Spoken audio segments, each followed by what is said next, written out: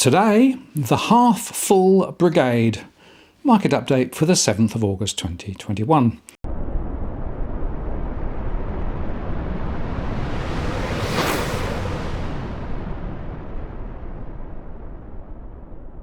Hello again, it's Martin North from Digital Finance Analytics. Welcome to the latest post covering finance and property news with a distinctively Australian flavour. In today's show, we look across the global markets and read the ruins of what's going on. Despite the rise in Delta caseloads, markets are looking through this potential risk, reacting to recent company results and jobs growth that occurred pre-Delta. The glass is, as they say, half full. The SMP 500 and Dow closed at record highs on Friday on the back of optimism over the recovery after data from the US showed the economy created more jobs than expected last month, even if employment is still 5 million below pre-COVID levels. The SMP 500 rose 0.2% and it hit a record intraday high of 4,436. The Dow Jones Industrial Average climbed 0.4% to remain close to its all-time high of 35,208, but the Nasdaq was down 0.4% to 14,835. The US economy created 943,000 jobs in July. That was above forecasts, which were at a gain of 870,000, while the unemployment rate fell to 5.4% from 5.9%. Average hourly earnings rose to 4% from 3.7% as employers were forced to hike wages to attract new workers amid the dearth in labour supply. The trend of rising wages is expected to continue and could keep inflation higher for longer. The bumper payroll report highlighted a roaring recovery in the labour market, and it increases the chances of the Fed tapering their asset purchases sooner rather than later, according to Mike Bell, global market strategist at JP Morgan Asset Management. The stronger jobs report supported investor expectations that the Federal Reserve could begin to trim its bond purchases by the end of the year. In fact, Dallas Fed President Robert Kaplan added to the speculation on Friday, saying he'd support adjusting purchases soon, but in a gradual manner. The Fed should cut monthly Treasury purchases by $10 billion and mortgage-backed securities by $5 billion, ending its bond buying program in 8 months, Kaplan said, while declining to specify a start date for the process. Such a pace would also mean that the purchases of the two assets would decline in lockstep, as the Fed is currently buying $80 billion per month in treasuries and $40 billion a month in mortgage-backed securities. Some officials have argued for reducing the mortgage purchases faster or first, given the surge in housing prices. I imagine the Fed wants to see another good report like this, but this is going to probably edge them a lot closer to tapering sooner, said Kathy Jones, the chief fixed income strategist for Schwab Center for Financial Research. There's a lot to like here. The jobs data showed continued momentum in the US's economic recovery, and traders will be looking for data on price pressures next week and how hot inflation is running ahead of the Jackson Hole Symposium later this month. This is often where the Fed shows its future plans. The timing for tapering now rides on the August employment report, which could soften in response to the spread of the Delta variant, but tapering is now pretty much baked into the cake by the end of the year, Diane Schwank, chief economist at Grant Thornton, said in a note. Federal Reserve Vice Chair Richard Clarida on Wednesday said the US economy is likely to continue to grow so that the labour market heals and inflation averages above 2% for long enough so that by the end of 2022, the US central bank can begin raising interest rates early in 2023. Given that forecast, commencing policy normalisation in 2023 would be entirely consistent with our new flexible average inflation targeting framework, Clarida said in remarks to the Peterson Institute for International Economics. Clarida didn't dwell on the Fed's looming decision on when and how to start to slow the massive $120 billion in monthly asset purchases. And he said the Fed will continue to examine tapering in coming meetings. The plural of the word meetings might be important, as some Fed officials are agitating for a decision at the next meeting in late September. In the question and answer session, Clarida said that if the economy evolves as he expects, I would certainly see myself supporting announcing a moderation in the pace of purchases later this year. We will provide advance notice before making any changes to our purchases, he added. And Clarida focused more on when the Fed might raise interest rates. He said that he agreed with Fed Chairman Jerome Powell's comments last week that a hike in interest rates isn't on the Fed's radar screen. The central bank has adopted a new framework saying it would aim to achieve inflation moderately above 2% for some time, so that in the longer run inflation would average 2%. The central bank also wants to achieve maximum employment. Clarida said that these conditions for the first rate hike would be met by year-end 2022, allowing for the first move in 2023, and he expects inflation to be above 2.1% in 2022 and 2023. Combined with the spike in inflation this year, that would satisfy the Fed's condition for inflation above 2% for some time. 7 Fed officials have forecast an earlier lift-off for rising interest rates. 7 Fed officials have forecast an earlier lift-off for raising interest rates, with the first rate hike in 2022, and the Fed's so-called dot plot forecast projects a majority of the 19 top officials see 2 interest rate hikes by the end of 2023. The Fed vice chairman said he sees the recent rise in inflation as transitory, but he added that the risks of higher inflation are greater than the risks of low inflation. If core PCE inflation remains above 3%, that would be higher than a moderate overshoot of the Fed's 2% target that the central bank is aiming for, Clarida said, but he didn't specify if any policy action would be needed. Core PCE was running at around 3.5% in June. That's the highest in 30 years. But Clarida says he favours a different measure, core PCE, starting in February 2020 to smooth out any base effects from the pandemic. This measure of inflation is running at around 2.7% through June 2021 and is projected to remain above 2% in 2022 and 2023, he said. US Treasury yields surged following the report, with 10-year yields rising to nearly 1.3%. Rising Treasury yields, an ally of bank stops, prompted strong gains in banks such as Wells Fargo, pushing the overall financial sector higher. The finance sector index was up 1.24% on Friday to 616. High interest rates boost the return on interest that banks earn from their loan products, or net interest margin, the difference between the interest income generated by banks and the amount of interest paid out to depositors in the normal course of events, but of course banks are being supported by central banks around the world at the moment. Energy was among the top sector gainers, shrugging off weaknesses in oil prices amid demand concerns from China, who implemented restrictions to curtail the Delta variant of coronavirus. In fact, oil prices are facing a weekly loss of around 6%, which would constitute their most pronounced weekly decline since March. Commerzbank said data showed weekly US crude inventories unexpectedly increased last week. Stockpiles increased 3.6 million barrels during the week, ended July 30th, confounding expectations for a draw of 3.1 million barrels. Oil posted its worst weekly loss in 9 months, as a soaring dollar on Friday hobbled any attempt by crude prices to rebound on Mideast tensions after a week of negative news on COVID. New York traded US West Texas Intermediate crude, the benchmark for US oil, settled Friday's trade down 81 cents, or 1.2%, and for the week, the WTI lost 7.7%. That's the most since the 10% drop during the week of October the 23rd, 2020. Oil and most other commodities tumbled as the dollar sprung back from a recent spate of selling as a resilient US jobs report for July raised questions about the continuance of the stimulus provided by the Federal Reserve to markets and the economy. Since the COVID outbreak in March 2020, the Fed has been buying treasuries and other assets to that monthly tune of $120 billion to support the US recovery from the pandemic. A stronger dollar will likely prove to be a big drag over crude prices in the short term, said Ed Moyer, who heads research for the Americas at New York-based broker Onda.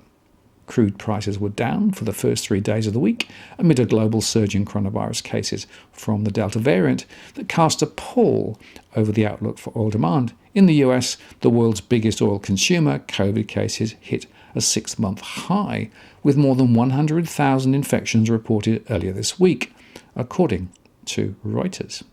Crude prices did manage to catch a break on Thursday on Mideast tensions as Israeli jets struck purported rocket launching sites in Lebanon in response to an earlier attack. That was before the dollar's rebound on Friday, which put paid to any further rebound in oil.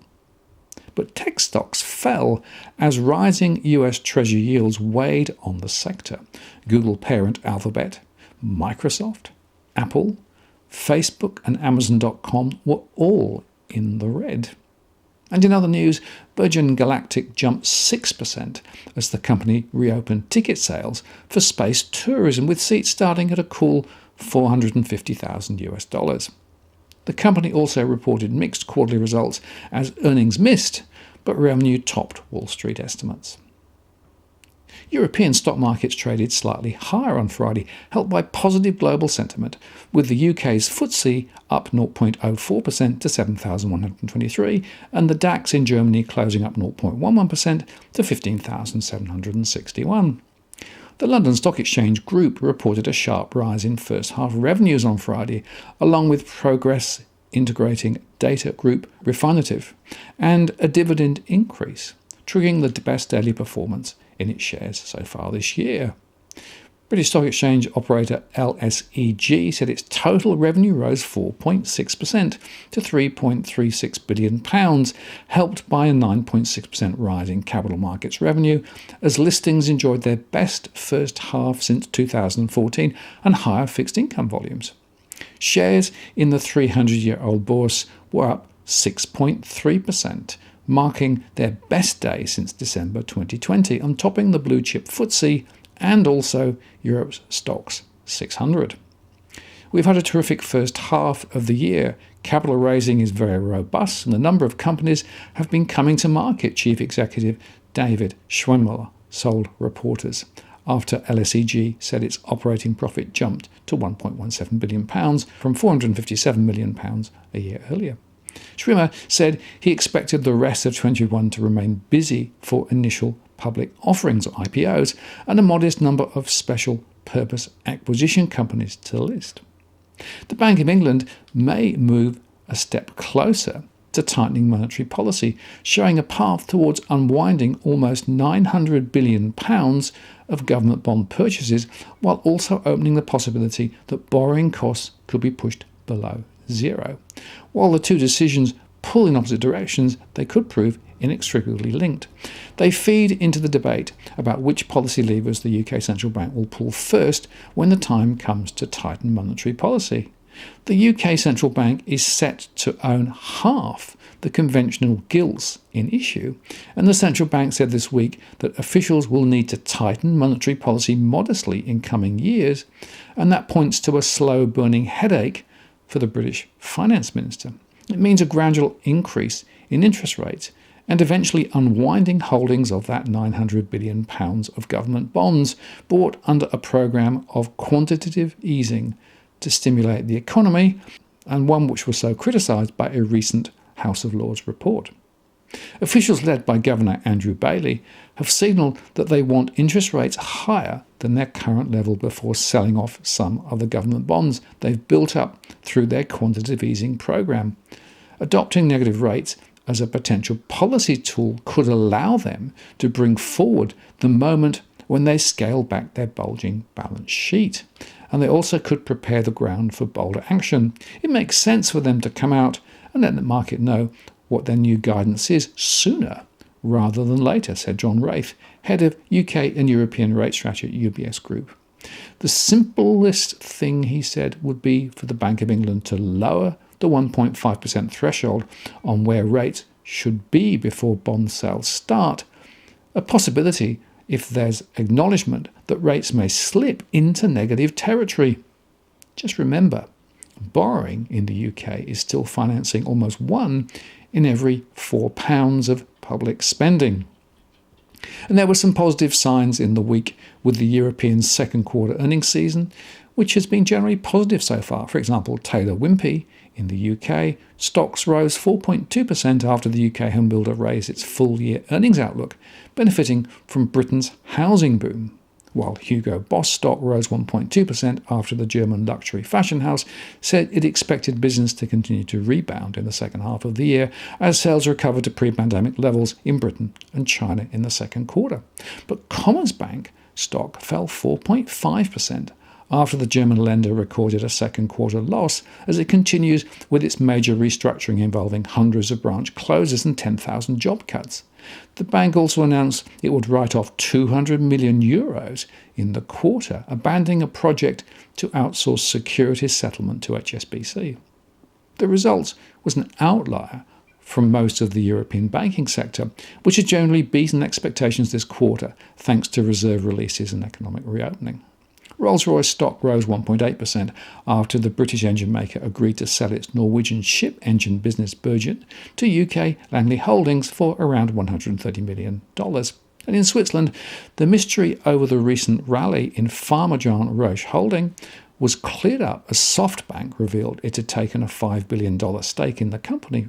Roche stock has risen by over 25% since May and added another 0.9% in early trade during the week. And in economic news, the Eurozone July services PMI data rose slightly from the previous month, but came in just below expectations.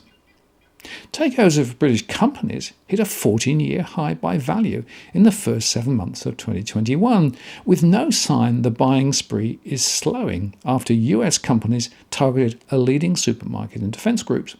The total value of UK deals in the 7 months was $198 billion, a more than threefold increase on the same period last year, which included the onset of the COVID-19 pandemic. Deals involving a British target totaled $34.9 billion in July, 5% less than the June number, but more than 7 times the value in July 2020. The increase has coincided with the British economy's faster than expected rebound from the coronavirus crisis and reduced Brexit uncertainty since leaving the European Union. British companies have been relatively cheap compared with US rivals when measured on a price-to-earnings ratio, with the FTSE 100 trading at 15.6 against 26.9 for the S&P 500. The FTSE 250 index of mid-cap companies is trading at 9.9 times.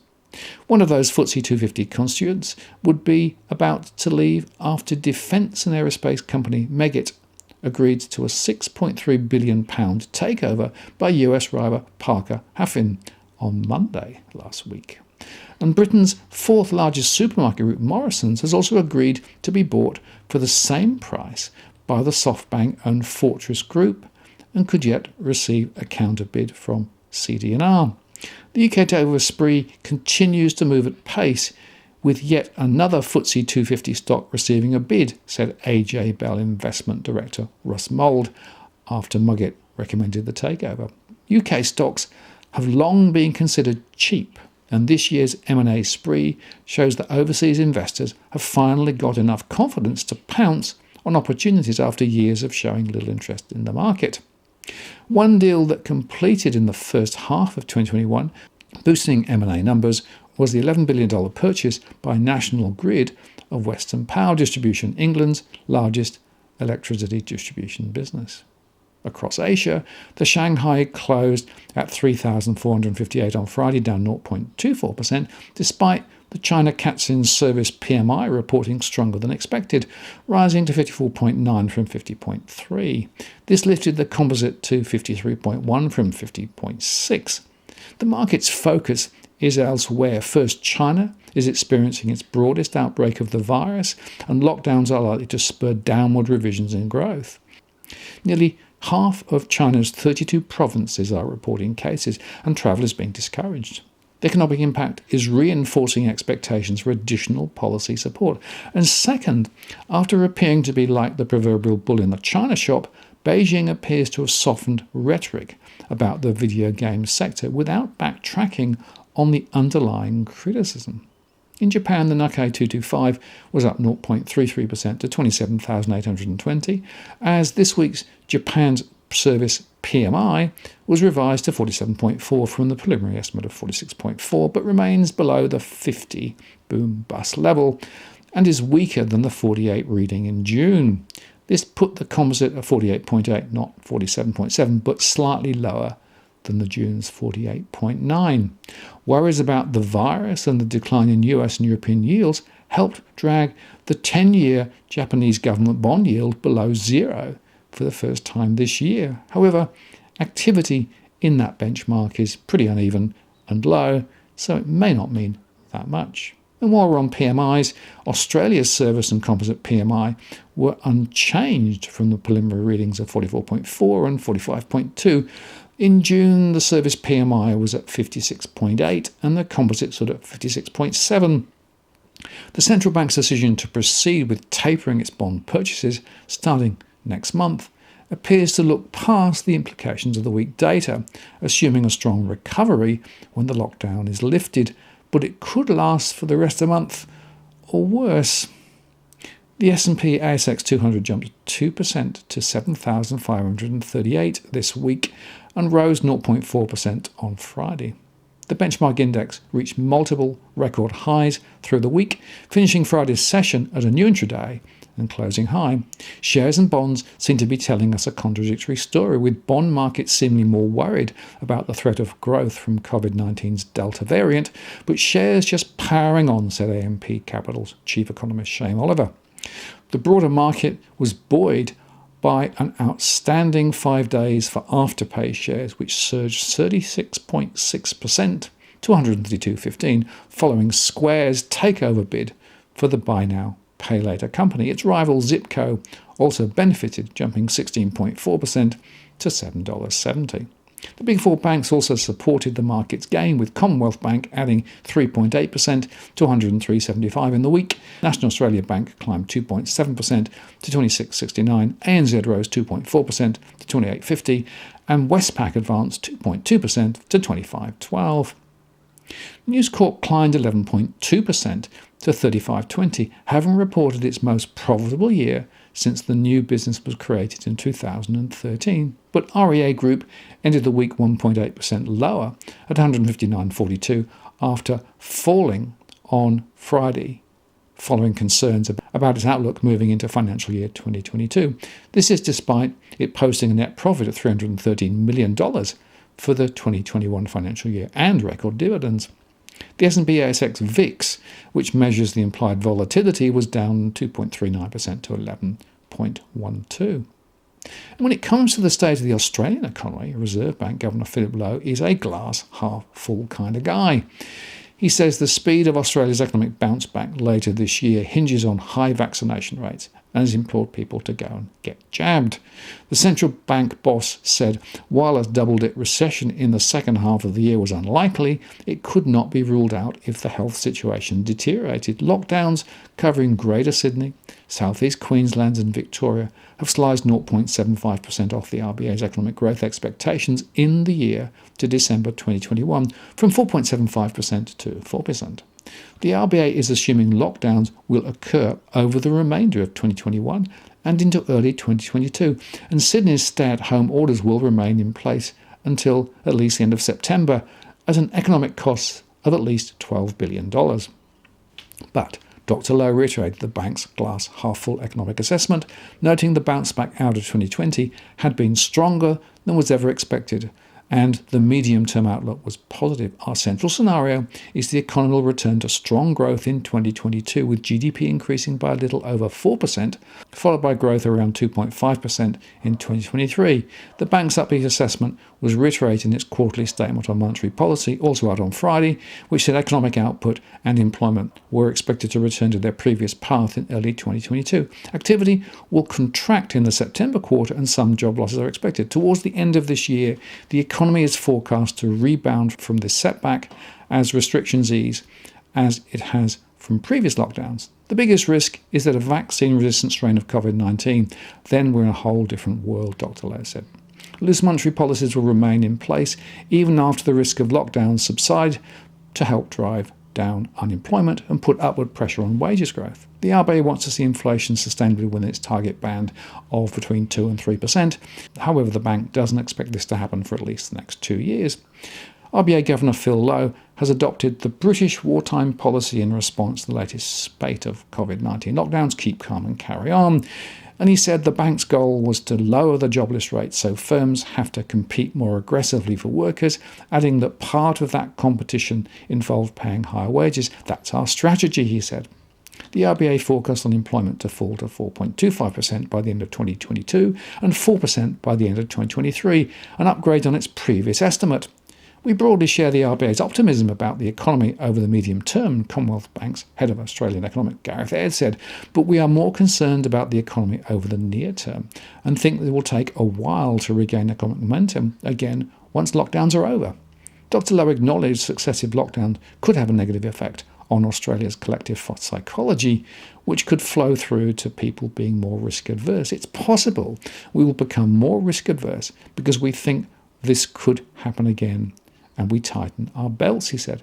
That would delay the unleashing of the $140 billion in household savings built up during the pandemic, which the Morrison government hopes will help bolster the economic recovery.